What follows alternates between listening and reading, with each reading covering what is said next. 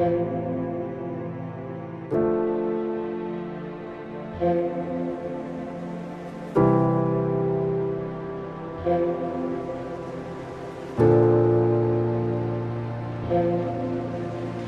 खलीफा पे मुझसे पहले या आपके समाज के भाई से पहले किसी ने भी वहाँ बाबा साहब का झंडा नहीं फहराया है। और बुर्ज खलीफा के अंदर पहली बार जो बाबा साहब का झंडा फहराया गया वो आपके समाज के द्वारा फहराया गया। देखिए, आज दुबई के अंदर हम हैं गोल्ड की कॉफी के साथ, और ये देखिए प्योर गोल्ड की कॉफी जो लोग सपने में सोचते हैं, और ये जो साकार हुआ है ये हुआ है सिर्फ बाबा साहब डॉक्टर भीमराव अंबेडकर की वजह से। और ये देखिए कि इस वक्त मैं बुर्ज खलीफा के टॉप में, और सभी को क्रांतिकारी जय भीम। और जय भीम साथियों, मेरे जन्मदिन पर आप सभी को और बाबा साहब के लिए जय भीम। और ये देखिए गोल्ड कॉफी।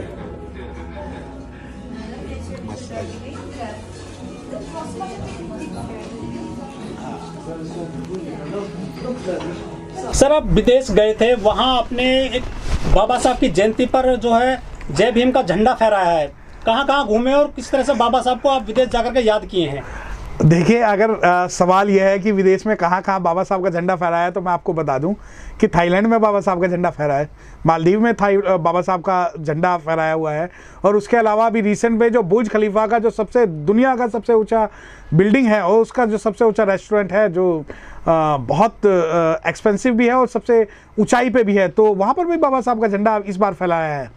तो आप गए थे बुर्ज खलीफा में, कैसा महसूस हुआ आपको? देखिए, बुर्ज खलीफा में खैर एक वो काफ़ी एक्सपेंसिव और काफ़ी रॉयल्टी वाली फीलिंग थी, लेकिन उस एक्सपेंसिव और रॉयल्टी वाली फीलिंग से जो अलग है वो यह है कि मेरा मन था कि हम बाबा साहब के दुनिया के हर कोने में जो बाबा साहब का वो फ्लैग है वो लहराना चाहिए। और बुर्ज खलीफा एक ऐसी बिल्डिंग है दुनिया की जहाँ पर हुई हर जो घटना है वो सेंटर में होती है। दूसरी बात, मुझे इतना प्राउड फील हुआ कि अब से पहले जो है हमारे लोगों को ये जितना शोषण करते थे और जितने लोग हमारे शोषित थे, तो दुनिया की सबसे ऊंची और सबसे महंगी जगहों में से एक पे अगर बाबा साहब का झंडा फहराया गया तो वो बाबा साहब की देन है, क्योंकि अगर बाबा साहब ना होते तो शायद हम भी कहीं नहीं होते।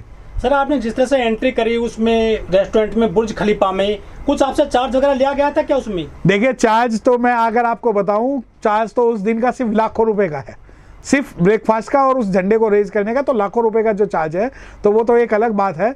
परंतु आपको ये बता देना चाहता हूं कि वहां पर जो भी चीजें हैं या बाबा साहब का जो है, हम वहां पहुंचे तो सिर्फ और सिर्फ बाबा साहब डॉक्टर भीमराव अम्बेडकर साहब की वजह से पहुंचे। कोई अनुमति है क्या ऐसा झंडा फहरा सकते हैं? बिल्कुल, वहां कोई भी पूरे दुबई के अंदर, पूरे यूएई के अंदर आप कोई भी फ्लैग रेज नहीं कर सकते, अदरवाइज ये वहां पर पनिशेबल है, क्योंकि उन्हें ऐसा लगता है कि अपने जो रिलीजियस कोई कॉन्फ्लिक्ट हो सकता है। परंतु वहां परमिशन दी गई और बाबा साहब डॉक्टर भीमराव अम्बेडकर का जो झंडा है वो बुर्ज खलीफा पे फहराया गया। वो आपको किस तरह से परमिशन दी उन्होंने? देखिए, वो हमारा एक इंटरनल एक प्रोसीजर था जिसके कारण उन्होंने बाबा साहब डॉक्टर भीमराव अम्बेडकर साहब को रेस्पेक्ट करते हुए वो परमिशन दी गई और उसका कुछ चार्ज भी लिया गया। लेकिन हमारे देश में जो एक सोसाइटी है अलीगढ़ में, ओजोन सोसाइटी, वहाँ लोगों ने बाबा साहब की जयंती मनाने के लिए पूरा प्रोग्राम किया था और परमिशन ली गई थी एसडीएम के द्वारा, लेकिन जातिवादी गुंडों ने कहा कि आप यहाँ जयंती नहीं मना सकते बाबा साहब की, जिसके बाद में वो अनुमति जो है कैंसिल कर दी गई थी प्रशासन के द्वारा। देखिए, भारत का दुर्भाग्य है कि भारत के अंदर बाबा साहब डॉक्टर भीमराव अम्बेडकर साहब की जो जयंती है उस पर परमिशन लेनी पड़ती है, परंतु अगर कोई कावड़ जाए, अगर कोई जुलूस निकले और अगर कुछ हो तो उसके लिए कोई परमिशन की आवश्यकता नहीं होती। और जो शासन प्रशासन है जो बाबा साहब डॉक्टर भीमराव अम्बेडकर साहब की जयंती जो कैंसिल कर रहा है, जातिवादी मानसिकता के तहत उन सभी के खिलाफ एफआईआर दर्ज होने चाहिए। लेकिन मैं आपको ये बात बता देना चाहता हूं कि भारत के अंदर आज भी बाबा साहब की बात करना उतना ही मुश्किल है जितना शायद 20-50 साल पहले मुश्किल था। लेकिन वो तो कहते हैं कि बाबा सभी के हैं बाबा साहब। ना, बाबा साहब सिर्फ और सिर्फ शेड्यूल कास्ट के ये लोग मानते हैं। जब इन्हें बेनिफिट लेने की बात होती है तो बाबा साहब सभी के हो जाते हैं, परंतु जब बाबा साहब को डिस्कार्ड करने की बात होती है तो इनमें से कोई भी लोग जो है बाबा साहब के लिए अपना जो सम्मान देने के लिए आगे नहीं आते। पूरी दुनिया में सबसे ज्यादा प्रतिमाएं बाबा साहब की हैं, लेकिन भारत में सबसे ज्यादा प्रतिमाएं तोड़ी जाती हैं। पूरी दुनिया में सबसे ज्यादा जो प्रतिमाएं हैं वो भगवान बुद्ध की है। पूरी दुनिया में जो सबसे ज्यादा पहले नंबर पे प्रतिमाएं तोड़ी गई वो भारत के अंदर वो भगवान बुद्ध की तोड़ी गई, और पूरे दुनिया में सबसे ज्यादा जो सेकंड नंबर की प्रतिमाएं हैं वो बाबा साहब की है, और पूरी दुनिया में जो सबसे ज्यादा प्रतिमाएं सेकंड नंबर पे तोड़ी गई वो बाबा साहब की, वो भी भारत में तोड़ी गई। तो पूरी दुनिया के अंदर जो पहले नंबर पर और दूसरे नंबर पर अगर वो प्रतिमाएं तोड़ी गई हैं तो वो भगवान बुद्ध और बाबा साहब की तोड़ी गई है। ये कौन लोग हैं जो प्रतिमा तोड़ते हैं बाबा साहब? ये वही लोग हैं जो बाबा साहब डॉक्टर भीमराव अंबेडकर साहब के विचारों को आज तक एक्सेप्ट नहीं कर पाए। ये वही लोग हैं जो संवैधानिक राज से इसलिए परेशान है क्योंकि आज यह मध्यम वर्ग जो है वो खाना लगा है। ये इसीलिए परेशान है कि संविधान के माध्यम से आज बहुसंख्यक लोग, जिन्हें ये मंदिर में नहीं घुसने देते थे वो मंदिर में घुस जाते हैं, जिन्हें ये झोपड़ियों में नहीं रहने देते थे वो सोसाइटी में घुस जाते हैं, जिन्हें ये तालाब पे पानी नहीं पीने देते थे वो दुनिया के सबसे ऊंचे रेस्टोरेंट पे चले जाते हैं, जिन्हें ये वोट नहीं डालने देते थे वो उत्तर प्रदेश के 4 बार जो सीएम बना लेते हैं। तो इन लोगों को इस बात का जलन है कि किस संविधान के माध्यम से और बाबा साहब डॉक्टर भीमराव अंबेडकर साहब के विचारों के माध्यम से ये लोग जो है आज सामान्य जीवन जीने लगे हैं।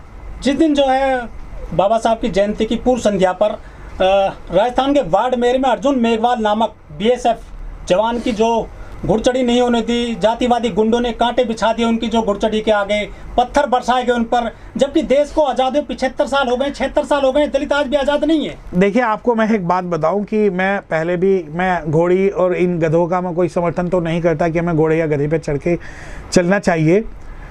क्या कारण है कि घोड़ी पे चढ़ने पे, देखिए ये बात सही है कि हर व्यक्ति की अपनी इच्छाएं होती है, परंतु अगर कोई भी इस प्रकार का कार्य करता है, ये अब देखिए ये जो बीएसएफ जवान है जिसकी घोड़ी पे चढ़ने के कारण बारात रोकी गई और बारात जो है अगले दिन जो है शासन और प्रशासन की मदद से निकाली गई, उसे तुरंत ही उस दिन जो है हिंदू धर्म को त्याग करके अगर बुद्धिज्म को एक्सेप्ट कर लेते तो वहाँ पूरा शासन प्रशासन जो है हिल जाता। परंतु सवाल यह है, उन्हें पता है कि इनकी घोड़ी रोकेंगे तो ये अगली बार और मजबूती से घोड़ी पे चढ़ेंगे। लेकिन घोड़ी पे चढ़ना हमारा, आपने कहीं सुना है कि भारत के इतिहास में कि कोई शेड्यूल कास्ट दूल्हा जो है हेलीकॉप्टर से आया हो या मर्सिडीज से आया हो उसकी बारात रोकी हो? परंतु ये बात आप नहीं सुनेंगे। अब घोड़ी होगी तो बग्गी होगी, बग्गी होगी, लाइट होगी, कपड़े होंगे, मेकअप होगा, तो कहीं ना कहीं प्रत्यक्ष रूप से एक जो बाजार वर्ग है वो हावी होगा। तो बाजार वर्ग को, और एक बात ये कि हमारे पुरखे भी जो थे जो शादी में जाते थे वो किसी घोड़ी और गधी पे नहीं जाते थे, और लेकिन आज जो है हाँ ये जो घोड़ी जो कॉन्सेप्ट है वो बाजारवाद का एक रूप है और हम लोग इसे बढ़ा रहे हैं। जबकि बाबा साहब डॉक्टर भीमराव अंबेडकर साहब के मानने वालों को जो है अगर शादी करनी है तो वो कोर्ट मैरिज करें, जिससे कि हमारे समाज का जो मेहनत का पैसा है वो हमारे पास सुरक्षित रहे और बाजार के अंदर वो व्यर्थ ना हो।